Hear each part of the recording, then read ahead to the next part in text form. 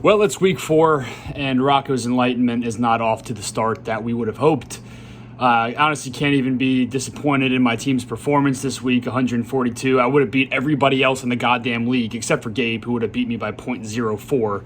But I happened to play Kobe, who went fucking nuclear this week. His team was an actual touchdown factory. I couldn't believe it. I'm following the fantasy game live, and just every fucking 2 minutes, it's another touchdown for fucking Kobe's team. So he improved to 2-2. Kobe, I actually figured you would have been one of our 3-1 teams with how good your team was this week, but you go to 2-2. You're right there in the mix. I fall to 1-3. It's just extremely disappointing that's where we're at 4 weeks through the season. I did take a look, and I have scored more points than 2 of our 3-1 teams, but I just happen to sit at 1-3, so that's super fun. Not losing hope quite yet. My team still, I think we have a chance if we just keep putting up good numbers, but it's just very disappointing to be 1-3.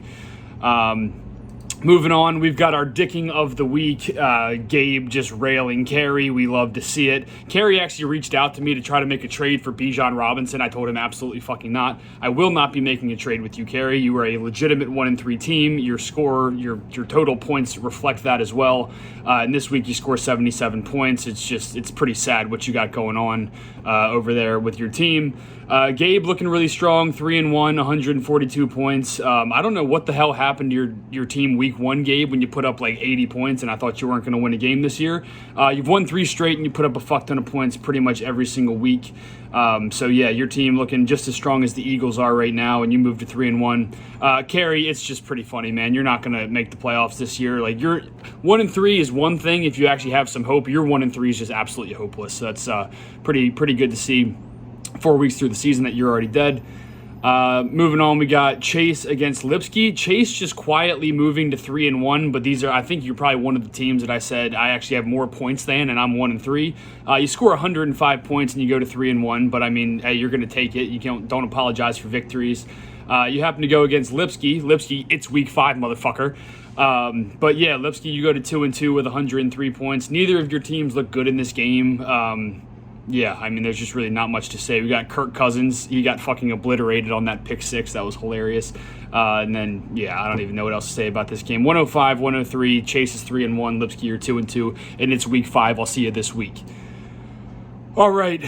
Steve against Bennett. I don't even know if I said dicking of the week. Yes, I did. It was Gabe over Carey. This was actually a pretty close contender for dicking of the week. Steve, 141. Bennett, 93. Probably not him, Fields. Bennett, I like how you're updating your team name week by week with how Justin Fields plays.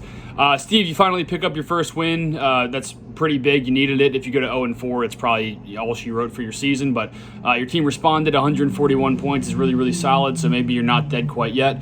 Alvin Kamara finally came back. Just noticed that, so that might be the spark your team needed.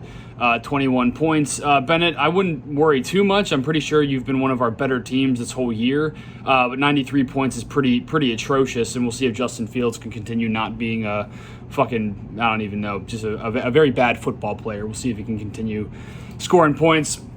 And finally, moving on to Jamal, who made one of the most asinine trades we could ever fathom.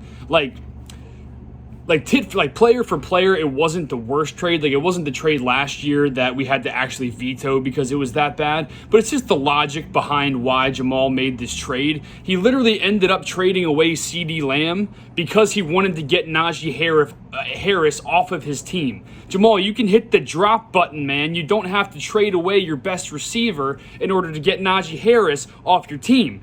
But you did, and you gave up your best receiver to Gabe, and we're not going to veto it. You've been the best team in the league the whole year. You're 3-1. You've probably scored the most points. So we're not going to help you out and save your ass for making stupid decisions. And then Jamal follows up with me and sends me a picture of some 38% weed that he said he was on when he made the trade. So just a full disclosure to everybody in the league, do not make fantasy transactions while under the influence. Let Jamal be an example.